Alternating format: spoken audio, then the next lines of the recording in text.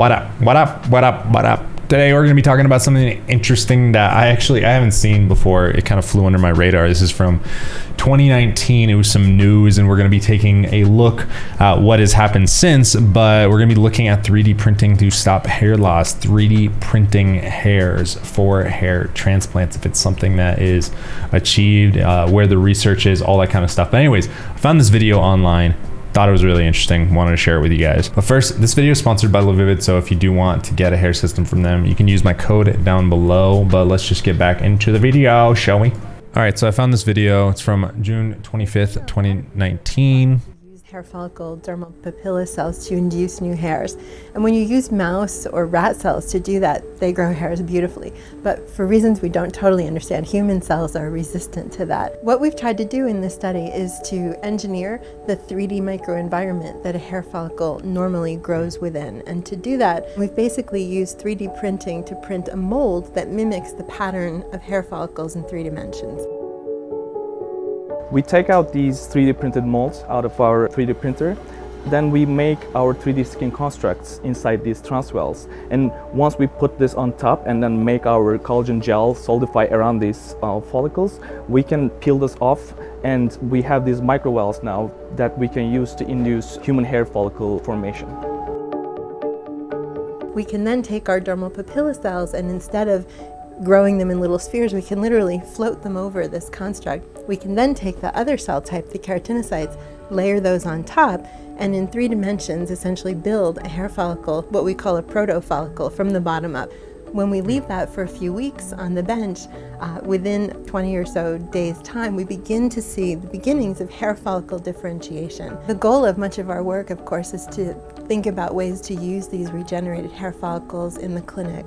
So one application is for severe skin trauma, for burns, for conditions where hair follicles normally are destroyed and don't regenerate. The other, of course, is for hair restoration. Currently, when hair transplant surgery is done, hairs are simply moved from the back of the head to the front.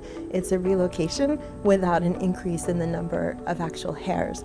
So the way in which this method, we hope, will be used is to actually increase the overall number of hairs that are produced, that can actually basically grow a hair farm, a grid of hairs that are patterned so that they can be immediately transplanted back into that same patient's scalp.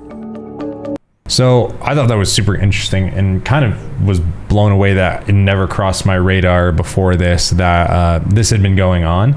Because I mean, I try to keep up to date on all of this stuff, but I guess some stuff just slips by me. But anyways, I decided to do a little bit more research and find out what's going on behind this video. So I started finding articles. These are all from 2019, so about two-ish to 3-ish years ago, but mostly talking about Columbia University doing exactly what this video talked about, which is growing human hair follicles artificially inside of a dish without the need for implantation into human skin. So this article, the scientific article, is Tissue Engineering of Human Hair Follicles Using a Biomimetic Developmental Approach.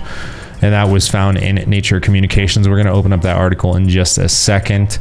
But this was, the main researcher on this was Herbal Abbasi, who's a PhD, and this is the first of its kind, it looks like. So interestingly enough, as the video said, right, we've seen that artificial hairs can be grown in a lab, but they've been limited to the use of mouse and rat hairs, but for some reason, human cells don't really seem to work the same exact way. So in order to basically get past this, Dr. Cristiano, which is one of the researchers in this, basically tried to replicate the 3D environment normally inhabited by human hair cells. So here's the interesting part. They used 3D printing to create these plastic molds with long, thin extensions, only about 0.5 millimeter wide, which we saw inside of that video. It's these things right here. And then after that, the cells were injected with ingredients to help stimulate hair growth. And after a period of 3 weeks, human hair follicles appeared and began to create hair.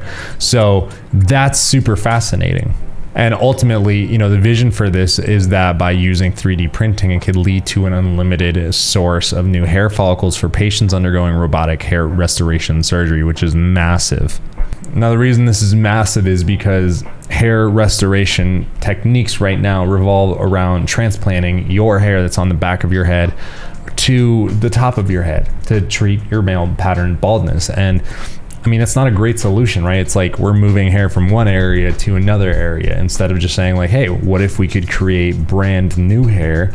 That way you don't have to lose the hair on the back of your head, right? Like it's an ideal solution, because as it stands right now, you know, hair transplants are limited by your hair type, your donor hair.